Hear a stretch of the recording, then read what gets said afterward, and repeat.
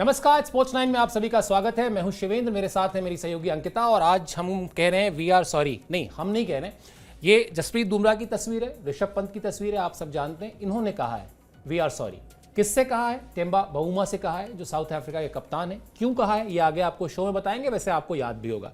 इसके अलावा विजय हजारे ट्रॉफी में शतक पर शतक लगे हैं और ये शतक उन खिलाड़ियों ने लगाए हैं जो भारतीय क्रिकेट फैंस की आंखों के तारे रहे हैं और आने वाले समय में कुछ ऐसे खिलाड़ी जो आंखों के तारे बनेंगे, उन्होंने भी किया है। ये सारा कारनामा जो है उस पर भी आपको अपडेट देंगे, लेकिन शुरुआत करते हैं सबसे पहले इस वी आर सॉरी एपिसोड से, जो एपिसोड शुरू हुआ था कोलकाता टेस्ट मैच में। आपको याद होगा जहां भारत और साउथ अफ्रीका की टीम जो है वो टेस्ट सीरीज में खेल रही थी पहला मैच। क्या है अपडेट, आपको अपडेट दिखाते हैं, फिर इस पर आगे बातचीत करेंगे। दक्षिण अफ्रीका के कप्तान टेम्बा बाउमा ने दरअसल दावा किया है, खुलासा किया है, कह लें कोलकाता टेस्ट में बुमराह और पंत ने उनसे माफी मांगी थी। क्यों और उन्होंने क्या कहा? उसके बाद उन्होंने ये कहा कि मैदान में जो होता है वो मैदान में ही रहना चाहिए। एक बहुत ही मैच्योर स्टेटमेंट, एक ऐसा स्टेटमेंट जो दिखाता है कि हाँ, ये जिसको हम जेंटलमैन्स गेम कहते हैं, उसमें अगर आप बात का बतंगड़ नहीं बनाना चाहते, अगर आप खेल भावना के तहत किसी के मुंह से कुछ निकल गया और आप चाहते हैं कि अपना बड़ा दिल दिखाते हुए उसको माफ कर दें, तो आप बहुत आसानी से उस चीज को भुला सकते हैं, उस चीज को वहीं मैदान में खत्म कर सकते हैं। वरना मैंने वो एपिसोड भी देखा है 2007 में, जब मंकी गेट एपिसोड हुआ था, जब एंड्रू साइमंड्स ने कहा था कि उनको हरभजन सिंह ने मंकी कहा। हालांकि बाद में ये साबित नहीं हुआ था, वो कहानी अलग है। तो वो पूरा कितना बड़ा चैप्टर था, विश्व क्रिकेट का कितना बड़ा विवाद था, उतना ही बड़ा विवाद यहां बनाया जा सकता था, लेकिन नहीं बनाया गया। क्यों? क्योंकि टेम्बा बाउमा ने वो परिपक्वता दिखाई, पहली चीज, और उसके बाद बुमराह और पंत ने माफी मांग ली, जो तकरीबन 1 महीने बाद उन्होंने जानकारी दी है कि भाई हमारे साथ जो कुछ भी कहा गया था, मुझे समझ में आ गया था कि क्या कहा गया है, लेकिन उसके बाद जब दिन का खेल खत्म हुआ तो 2 सीनियर प्लेयर्स उन्होंने स्पेशली कोट किया है। तो इस तरह से इस एक हो सकने वाले विवाद को उन्होंने खत्म किया, जिसके लिए भारतीय क्रिकेट टीम को भी और भारतीय क्रिकेटर्स को भी उनको थैंक्स ही बोलना चाहिए, सॉरी के साथ साथ। चलिए क्या कहा उन्होंने वो दिखाते हैं, इसके बाद फिर अंकिता से इस पर रिएक्शन भी लेंगे। जो उन्होंने कहा वो बयान दिखा देते हैं आपको। बुमराह और पंत ने उनसे माफी मांगी, जैसा मैंने बताया, और वो बयान उनका जो है वो ये है। कोलकाता टेस्ट में मुझे अपने साथ हुई घटना पता है। उन लोगों ने अपनी भाषा में मेरे लिए कुछ कहा था, लेकिन दिन के अंत में 2 सीनियर खिलाड़ियों जसप्रीत बुमराह और ऋषभ पंत ने मेरे पास आकर मुझसे माफी मांगी थी। जाहिर सी बात है, जब आप भारतीय टीम के भारत के दौरे पर हो, भारतीय टीम के खिलाफ खेल रहे हो, और वहां पर अगर आपको जाकर जसप्रीत बुमराह और अनकंडीशनल अपॉलॉजी जिसको कहते हैं ना, कि बगैर किसी उसके आपने जाके सॉरी बोल दिया, बहुत बड़ी बड़ी चीजें जो है वो सॉल्व हो जाती हैं। ये हमारे आपके निजी जीवन में भी होता है, इसीलिए कहा भी जाता है, बड़े बूढ़े कहते भी हैं, गलती हो माफी मांग लो, सबसे आसान तरीका है। अब अंकिता, हम वो शब्द का इस्तेमाल नहीं करेंगे, एक जिम्मेदार चैनल होने के नाते उस शब्द का इस्तेमाल हम नहीं करेंगे, लेकिन उनके कद को लेकर कही गई बात थी, सब्सक्राइबर्स जानते हैं। बावजूद इसके, जैसा मैंने शुरू में कहा, जो मंकी गेट एपिसोड हुआ था, जो विश्व क्रिकेट में एक बड़ा एपिसोड रहा, बाउमा चाहते तो वो भी उतना ही बड़ा बवाल खड़ा कर सकते थे, लेकिन जैसा उनके इस बयान से लग रहा है कि उन्होंने बहुत मैच्योरिटी दिखाई, और उसके बाद जिस तरह से बुमराह और पंत ने जाके माफी मांगी, वरना एक बड़ा विवाद जरूर यहां पर विश्व क्रिकेट के सामने होता और जिसमें भारतीय टीम इन्वॉल्व होती। बिल्कुल, और देखिए उस तरीके से प्रदर्शन भी भारतीय टीम ने नहीं किया था, और ये कहना किसी के कद पर, किसी भी चीज़ पर कहना बहुत गलत बात होती है। लेकिन यहाँ पर एक अच्छी बात है कि टिम्बा ने कहा कि जो कुछ भी हुआ था वो एक फ्यूल की तरह है, उसे इस्तेमाल करना चाहिए। वो फ्यूल की तरह उन्होंने इस्तेमाल भी किया। उन्होंने बैटिंग से अपनी टीम को जिताया, उन्होंने पूरी टीम ने उनको दिखा दिया कि भाई किस तरीके से अगर आप प्रदर्शन करेंगे, अगर आप अच्छा करेंगे, अगर आप कुछ भी कहा जाता है, क्योंकि टेस्ट मैच हमने देखा भी है कि भाई पूरा दिन लग जाता है वहां पर, आप किस तरीके से आउट करना चाहते हैं, थोड़ा सा आप कुछ ना कुछ वहां पर चीजें बोलते भी हैं, लेकिन हाँ, इस तरीके की चीजें अगर आप बोलते हैं तो माफी मांग लेना वो अपने आप में बड़ी बात है। बुमराह और पंत ने अगर माफी मांगी है, क्योंकि एक तस्वीर भी हमने देखा था कि जहां पर जसप्रीत और टिम्बा के साथ जो है वो कंधे पे हाथ रखते हुए कुछ बोल रहे थे। हालांकि हमें भी लग रहा था कि भाई वो माफी ही मांग रहे थे, लेकिन अब जाकर जो है वो टिम्बा ने क्लियर कर दिया था कि वो माफी मांगने आए थे दिन खत्म होने के बाद, और ये दर्शाता है कि मेच्योरिटी उनके अंदर भी थी। उन्होंने कहा कि जो चीजें अगर आपके साथ होती है, ग्राउंड के बाहर अगर जाती है तो अच्छी बात नहीं है, जो चीजें ग्राउंड पर होती है वो ग्राउंड पर ही खत्म हो जाए तो अच्छी बात है, और ये सम्मान के साथ उन्होंने कहा भी है, और उस सम्मान के साथ जो है उन्होंने माफी भी मांगी। तो ये दर्शाता है कि एक मेच्योरिटी दिखाई यहाँ पर टिम्बा ने। अगर अदरवाइज जो क्रिएट बात करनी होती है, कोई छोटी से छोटी चीजें जो होती है वो बहुत बड़ी तिल का तार जो है वो बन जाती है, लेकिन वहां पर जो मेच्योरिटी के साथ टिम्बा ने बयान दिया है और जिस तरीके से खेल को भी आगे बढ़ाया था, उन्होंने अपने बल्ले से कमाल का प्रदर्शन किया था, उस मैच को जीता भी था, और उसके बाद जो दूसरा मुकाबला हुआ था वो बड़ी आसानी से 400 के पार रन से जो है वो भारतीय टीम उनको मात दिया था। तो ये दर्शाता है कि अगर आप कुछ भी कहेंगे तो वो कमाल, वो ट्रिगर जो इंसान को मिलता है ना, वो कहीं ना कहीं मोटिवेशन के तौर पर तब्दील होता है। तो ये एक अच्छा कॉल रहा है उनका, और जो बातें उन्होंने कही हैं वो बहुत एक तरीके से मेच्योरिटी की तरह सामने झलकती हुई दिखाई दी। बिल्कुल, और जिस घटना का मैं जिक्र कर रहा हूं, जब वो सिडनी टेस्ट में हुआ था और उस मैच को मैं कवर भी कर रहा था, वहां पर तो भारतीय टीम हार गई थी अंकिता, लेकिन जो बात आपने कही ना कि वो ट्रिगर कर गया, वो ट्रिगर किया और उसके बाद भारतीय टीम जो है वो सीबी सीरीज खेल रही थी, जहां धोनी की कप्तानी में भारतीय टीम ने उस सीरीज में जीत हासिल की थी। ये बड़ा अचीवमेंट था। उसके बाद उसके अलावा पर्थ टेस्ट मैच में भी उस दौरे पर मुझे याद है भारतीय टीम ने जीत हासिल की थी, और इस पूरे जीत के सिलसिले में खासतौर पर सीबी सीरीज में हरभजन सिंह का बड़ा रोल था, जिन पर वो आरोप लगा था। तो कई बार ऐसा होता है कि जब चीजें आप पर आपके विरोध में जा रही हो, तो आप जिस तरीके की परफॉर्मेंस करते हैं, एक एक्स्ट्रा मोटिवेशन होता है। और जिस पारी का आपने जिक्र किया, सब्सक्राइबर्स को याद दिला देते हैं, वैसे टेम्बा बाउमा का जो परफॉर्मेंस रहा इस पूरी सीरीज में 4 पारियों में 2 टेस्ट मैचेस की, वो कोई बहुत खास नहीं था। लेकिन कोलकाता में जहां पहली पारी में बल्लेबाजी करना बहुत ही मुश्किल था, वहां दूसरी पारी में उन्होंने हाफ सेंचुरी लगाई थी, और वो हाफ सेंचुरी उनकी टीम के लिए जीत की वजह बनी थी, क्योंकि 30 रन से जीती थी साउथ अफ्रीका की टीम। तो जीत और हार के बीच प्रोबेबली वो पारी थी टेम्बा की जो उन्होंने खेली थी। लेकिन पर्सनली उनको गुवाहाटी टेस्ट मैच पसंद आया। क्यों, वो बयान दिखाते हैं उनका, फिर इस पर भी बातचीत करेंगे। उन्होंने जो कहा, वो भारत के दौरे पर जो 2 टेस्ट मैच खेले गए उसमें मुझे गुवाहाटी टेस्ट ज्यादा पसंद आया। अभी अंकिता बता भी रही थी कि 400 से ज्यादा रन से वहां दक्षिण अफ्रीका ने जीत हासिल की थी। गुवाहाटी में खेला गया मैच प्रॉपर टेस्ट मैच था। कोलकाता में पहले बल्लेबाजी करना आसान नहीं था, जिसका जिक्र अभी मैं कर भी रहा था, लेकिन हम दिमागी तौर पर इस बात के लिए तैयार थे कि हमें रैंक टर्नर पर खेलना पड़ सकता है। मेरे जीवन का मूल मंत्र ही है कि बुरे से बुरे के लिए तैयार रहना चाहिए और अच्छे की उम्मीद करनी चाहिए, यानी prepare for the worst and hope for the best, ये कहना चाह रहे हैं वो। और जिस तरह का मेच्योरिटी, मतलब हालांकि अंकिता बहुत तारीफ करती हैं टेम्बा की, भी बताएंगी भी कि किस तरीके से उनकी कप्तानी में साउथ अफ्रीका की टीम एक अलग चमक बिखेर रही है, और वर्ल्ड टेस्ट चैंपियनशिप उन्होंने जिताई है भाई अपनी टीम को। तो जिस तरह के लकी वो कप्तान है, वो तो अंकिता बताएंगी आपको, लेकिन ये मैं जरूर बता दूं कि मैं उनका फैन हो गया हूं, और फैन हुआ हूं इस सीरीज में उनके बयानों से। मैं अक्सर कोट करता हूं, फिर बता रहा हूं, सीरीज जीतने के बाद उन्होंने कहा कि हमने सिर्फ 3 काम किए। अब अगर आपसे कोई कहे कि आप भारत में जा रहे हैं और टेस्ट सीरीज खेलने जा रहे हैं और भारत को भारत में हरा रहे हैं सिर्फ 3 काम करके, वो 3 काम क्या हो सकते हैं? उन्होंने कहा 3 काम बड़े सिंपल हैं जी। एक, हमने अपनी तैयारी पे ध्यान दिया। दूसरा, हर खिलाड़ी में कंट्रीब्यूट करने की चाहत थी, भूख थी। और तीसरा, हर खिलाड़ी को अपना रोल पता था। संभवतः आज की तारीख में किसी भी बड़ी से बड़ी टीम के खिलाफ अगर आप खेलने जा रहे हैं और वहां जीत की उम्मीद रखते हैं, जीत की चाहत रखते हैं, तो ये बहुत ही बड़ा मूल मंत्र है जो टेम्बा ने दिया। और यहां भी कहा कि मैं बुरे से बुरे के लिए तैयार रहता हूं, लेकिन उम्मीद करता हूं अच्छे की। बाकी लकी कितने, अंकिता बताइए। बिल्कुल, और देखिए मतलब ये दर्शाता है कि मतलब जज्बा होना चाहिए, वो काबिलियत होनी चाहिए, वो भरोसा होना चाहिए, और वो भरोसा यहाँ पर उन्हें भी था। क्योंकि अगर आप किसी भी सरजमी पर मैच खेलने जाते हैं, क्रिकेट खेलने जाते हैं, तो आपको लगता है कि भाई ये कंडीशंस आपके मुताबिक होंगी या नहीं होंगी। जो पलड़ा है वो कहीं ना कहीं सामने वाली टीम का थोड़ा सा भारी है, लेकिन जो जज्बा था उनका, और यही चीज़ें होती है जब आप जीतते हैं। मतलब WTC फाइनल जब जीता था साउथ अफ्रीका, तो वो एक तरीके का एक मोटिवेशन आपके अंदर होता है कि जब आप वहाँ पर जीत सकते हैं तो कहीं पर भी जीत सकते हैं, किसी भी मैदान पर जीत सकते हैं। और रिकॉर्ड्स काफ़ी बेहतरीन, जब से उन्हें कप्तानी मिली साल 2023 के बाद से, उसके बाद से उनका जो रिकॉर्ड रहा है, ट्रैक रिकॉर्ड रहा है, खासतौर पर टेस्ट मैच में, वो कमाल का रहा है। 11 मैचेस यहाँ पर जो है वो उनकी कप्तानी में खेले गए, जहाँ पर 10 मैच में जीत मिली है और 1 मैच ड्रॉ हुआ था। तो दर्शाता है कि आंकड़े भी बेहतरीन है, उनके फेवर में है। और ये हर एक मैच में हमने देखा है कि वो उनकी स्ट्रैटेजी कमाल की है, उनके ओवरऑल अगर हम टीम की बात करें वो कमाल की है। और हर, जैसे हमने लगातार अपने शो में बात करते हैं कि भाई क्लैरिटी जो है, वो थॉट्स की क्लैरिटी जो है वो कहीं ना कहीं कप्तान के अंदर भी है, प्लेयर्स के अंदर भी है। तो एक अच्छी जीत वहां पर देखने को मिली और हर किसी को पसंद आया वो मैच। क्योंकि अगर आप अपनी सरजमी पर खेलते हैं तो आपको लगता है कि भारतीय टीम वहां पर अच्छा करेगी। पहला मैच खराब गया था, पहले मैच में दोनों ही टीमों का एक तरीके से प्रदर्शन खराब था, बल्लेबाजी अच्छी नहीं थी, गेंदबाजी हालांकि अच्छी थी लेकिन बल्लेबाजी अच्छी नहीं थी। लेकिन दूसरे मैच में जिस तरीके से साउथ अफ्रीका ने बाउंस बैक किया और वो एक बड़ी जीत अपने आप में है, तो कहीं ना कहीं वो आत्मविश्वास बबुआ के पास भी, उन्होंने कहा कि अगर आप में ताकत है, अगर आप में पोटेंशियल है, अगर आप में वो क्षमता है, तो हर किसी कंडीशन के लिए आप तैयार रहेंगे। बिल्कुल, और ये करके भी दिखाया उनकी टीम ने, जिस तरीके से जीत हासिल की।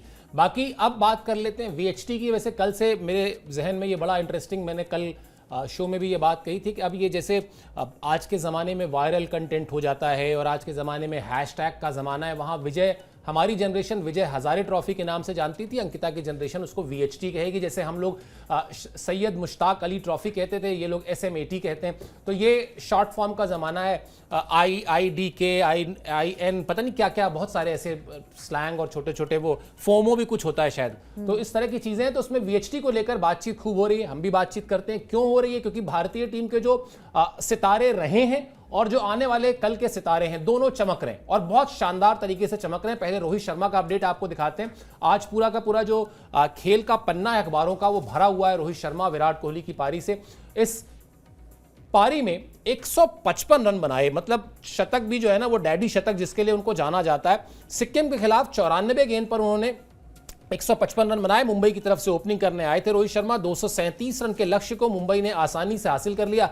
ऑब्वियसली जब रोहित शर्मा अकेले 155 रन बना देंगे तो फिर उस मैच में बचा ही क्या रह गया। 7 साल बाद रोहित शर्मा ने विजय हजारे ट्रॉफी का मैच खेला था और जिस अंदाज में खेला वो लय दिख रही है, वो लय दिख रही थी अंतर्राष्ट्रीय मैचेस में भी। अंकिता, जिस तरीके से वो परफॉर्म कर रहे थे, आप ऑस्ट्रेलिया वाला टूर याद कर लीजिए जहां पर वो प्लेयर ऑफ द मैच थे। आखिरी मैच में वो प्लेयर ऑफ द मैच भी थे और फिर प्लेयर ऑफ द सीरीज भी थे।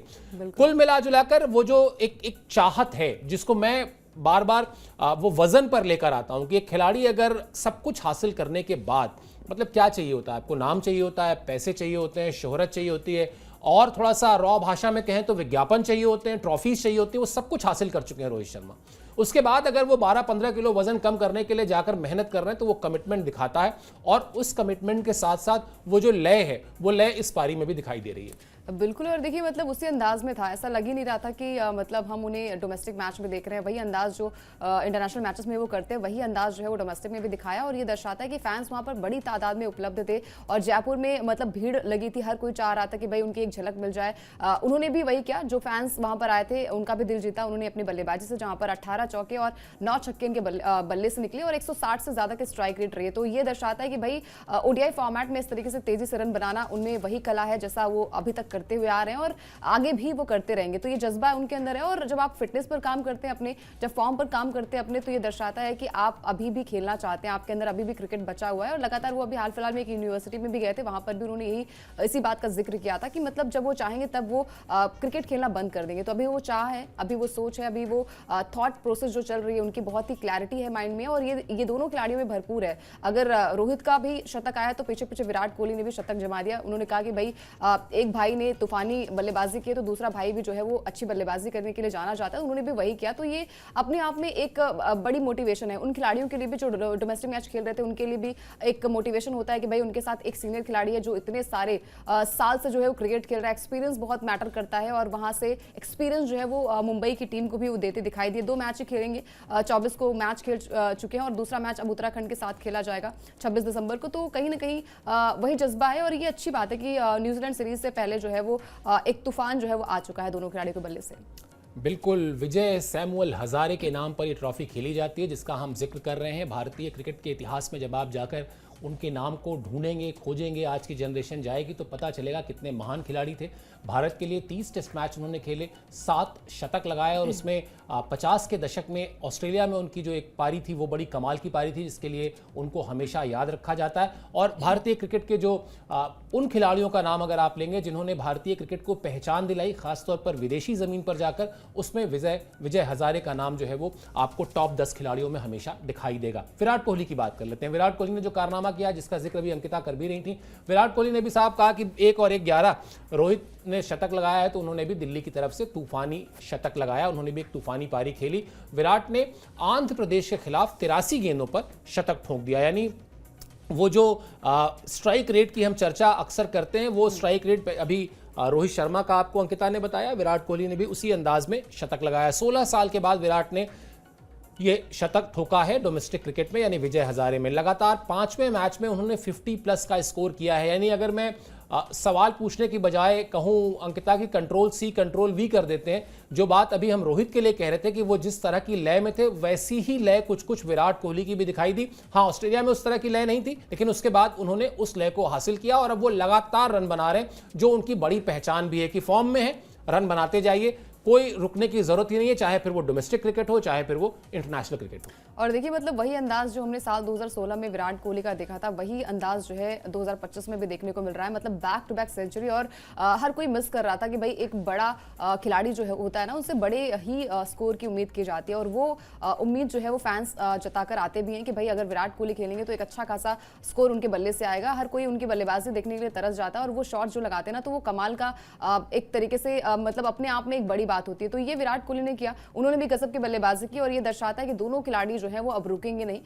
उनका हैशटैग भी है कि रोको, अब रुकेंगे नहीं। तो वही परफॉर्मेंस जो है वो उन्होंने डोमेस्टिक मैचेस में किया। सिर्फ 2 ही मुकाबले वो खेलेंगे, 2 ही वहां पर आपको नजर आएंगे। तो कहीं ना कहीं यहाँ पर दर्शाता है कि दोनों खिलाड़ियों में अभी भी वो भूख है कि मैच जब भी वो खेलेंगे तो एक बड़ा स्कोर बनाएंगे। और यहाँ पर विराट कोहली नंबर 3 पर बल्लेबाजी करने आए थे, जहां पर उन्होंने गजब का प्रदर्शन किया। विराट कोहली के अलावा रोहित ने भी गजब का प्रदर्शन किया। तो दोनों खिलाड़ियों का बल्ला जो चल रहा है, और उम्मीद करते हैं कि नए साल में जो है वो ऐसा ही प्रदर्शन उनका रहे, क्योंकि दोनों खिलाड़ियों में अभी भी वो चाहता है कि वो वर्ल्ड कप का हिस्सा हो और वर्ल्ड कप खेलते आपको दिखाई दे। तो उसके लिए सबसे बड़ी बात है कि बीसीसीआई भी यही कहता है और मैनेजमेंट भी यही कहता है कि भाई जब तक आप रन बनाएंगे, अच्छा खेलेंगे, डोमेस्टिक मैच में अच्छा करेंगे, तब जाकर जो है वो आपको टीम में जगह मिलेगी। अभी जगह तो फिलहाल मिली है, सिर्फ एक ही फॉर्मेट वो खेल रहे हैं। उम्मीद करते हैं कि जैसा अभी तक उन्होंने किया है, जैसा अभी डोमेस्टिक मैच में कर रहे हैं, वैसा ही इंटरनेशनल मैच में न्यूजीलैंड के खिलाफ भी खेलें। बिल्कुल, कुछ समय पहले जब ये खबर आई थी कि साहब वो दोनों खिलाड़ी यानी विराट और रोहित 2027 का वर्ल्ड कप खेलना चाहते हैं, तो हर कोई ये कह रहा था कि बहुत दूर है, बहुत दूर है, बहुत दूर है। लेकिन देखिए किस तरह से 2025 निकल गया। हम साल के आखिरी दिनों में बैठे हुए हैं, दोनों खिलाड़ी शानदार फॉर्म में हैं, इंटरनेशनल मैचेस में रन कर रहे हैं। फिटनेस आप सबने देखी ली, जिस तरीके की अभी थोड़ी देर पहले मैं बात भी कर रहा था, जिस तरह से रोहित ने वजन कम किया है, वो कमिटमेंट दिखाता है। वजन कम करना बहुत मुश्किल काम है, ये आप भी जानते हैं, हम भी जानते हैं। तो वो कमिटमेंट उनकी जो है दोनों ही खिलाड़ियों की दिख रही है। और अब 2027 पास दिखने लगा है, क्योंकि अब आप कुछ दिनों के बाद 2026 में चले जाएंगे। तो जैसे ही आप 26 में जाएंगे, 27 आपको अप्रोचिंग दिखने लगता है। तो वो समय के साथ सब कुछ होगा, समय से बड़ा कुछ है नहीं, हम सब जानते हैं। तो इसलिए इंतजार ही उसकी एक जरूरत थी, उस पूरी चाहत को लेकर वो बनी हुई है। चलिए, 2 स्टार की बात हमने कर ली, अब 2 अगले स्टार्स की बात कर लेते हैं। ईशान किशन का आपको अपडेट दिखाते हैं। उन्होंने तो आंधी ला दी, मतलब बरसात कह लें, जो भी उपमा देना चाहें आप। उन्होंने जिस तरह का तूफानी शतक लगाया है और जिस तरह से उनकी टीम ने रिकॉर्ड पे रिकॉर्ड कायम किए, कमाल ही कर दिया उन्होंने।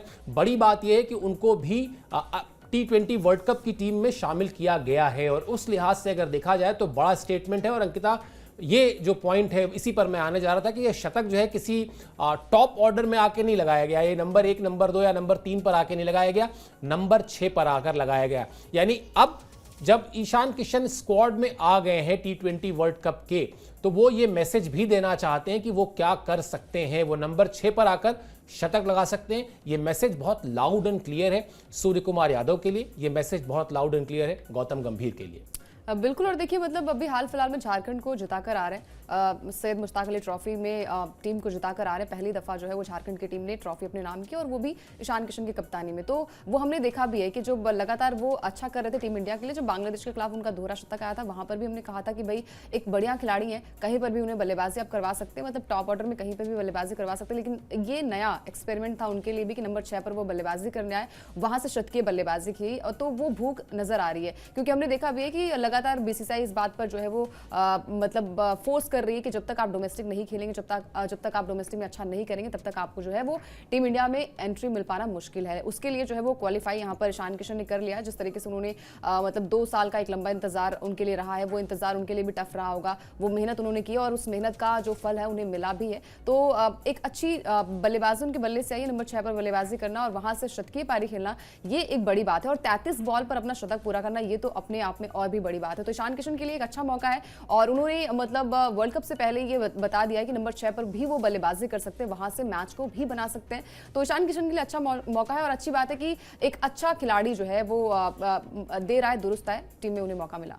बिल्कुल। और हरभजन सिंह बहुत हाईली रेट करते हैं, बहुत तारीफ करते हैं उनकी, और वो कहते हैं कि भाई मैच विनर खिलाड़ी है वो, उसको इग्नोर मत कीजिए इस तरीके से। तो अब इस पारी के बाद उन्होंने ये मैसेज तो दे ही दिया है कि आपको निचले क्रम में भी अगर एक फिनिशर की ज़रूरत है, तो वो रोल भी वो बहुत अच्छी तरह निभा सकते हैं। अब और आगे बढ़ते हैं। हमने आपको रोहित विराट बताया, फिर ईशान किशन बताया जो ऑलरेडी इंडिया खेल चुके हैं। अब ऐसे खिलाड़ी के बारे में बात करते हैं जो जब मैदान में उतर रहे हैं तब एक बवाल कहना चाहिए, रनों का बवाल कर देते हैं। वो खिलाड़ी हैं वैभव सूर्यवंशी। 15 साल अभी उम्र नहीं है, और मैं और कुणाल बात कर रहे थे कि 15 साल की उम्र में बच्चे क्या करते हैं।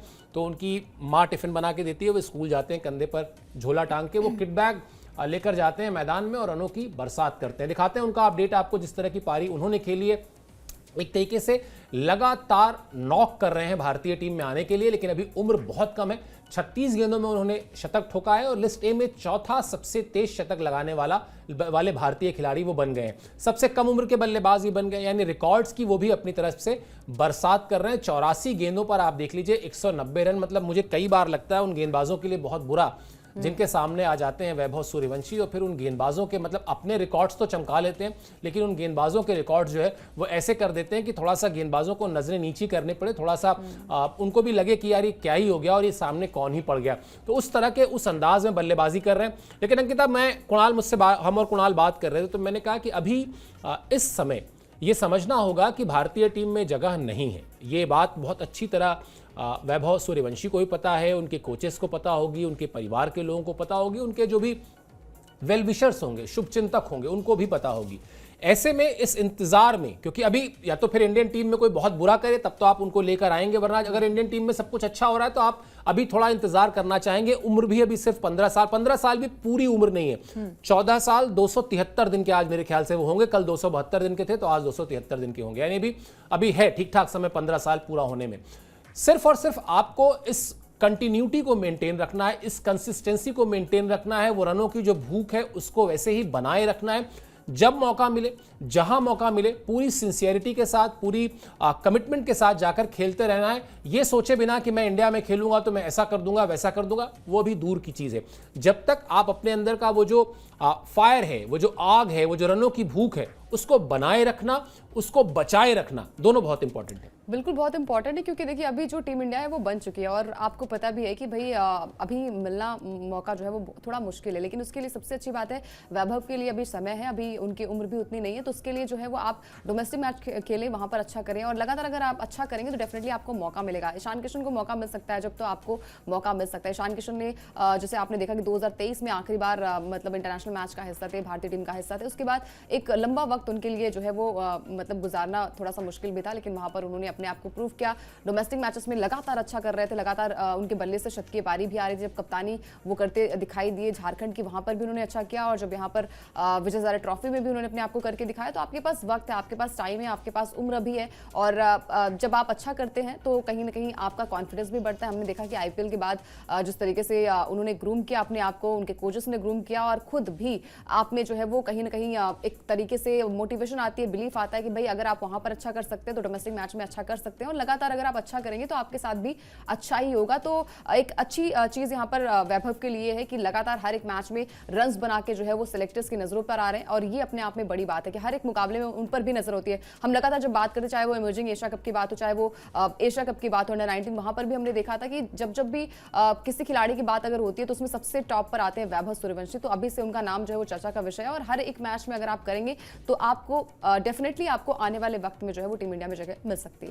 बिल्कुल, और उस जैसा मैंने कहा कि रनों की उस भूख को बनाए और बचाए रखने की जिम्मेदारी उनकी भी है और उनके आसपास जो लोग हैं, उनके पेरेंट्स, उनके कोचेस, उनके वेल विशर्स, उनको भी ये हमेशा उनको बताना है कि भाई पैर जो है वो ज़मीन पे रहने चाहिए, वरना रिकॉर्ड्स कई बार आपको भटका देते हैं, इसमें कोई दो राय नहीं। 50 खिलाड़ियों के उदाहरण है क्रिकेट में, खासतौर पर जहां थोड़ी सी लाइमलाइट आती है और फिर आप भटक जाते हैं। तो उस भटकाव से दूर रहें, अपने आप को फोकस्ड रखें, कमिटेड रखें और साथ ही साथ उस तरह की परफॉर्मेंस लगातार करते रहें जैसे अंकिता कह रही थी। तो आप जो वो नॉक कर रहे हैं भारतीय टीम में आने के लिए, वो और उसकी जो आवाज़ है वो और मजबूत होती जाएगी, लेकिन उस आवाज़ को मजबूत करने के लिए आपके बल्ले की जो चमक है वो वैसे ही मेंटेन रहनी चाहिए, बनी रहनी चाहिए। चलिए, हम आपसे जो गुजारिश करते हैं वो गुजारिश एक बार फिर से कर लेते हैं। स्पोर्ट्स 9 को सब्सक्राइब जरूर कर लीजिए। बाकी आपने इस शो के लिए समय निकाला, आप हमसे जुड़े। अंकिता की तरफ से, मेरी तरफ से बहुत बहुत शुक्रिया, बहुत बहुत आभार।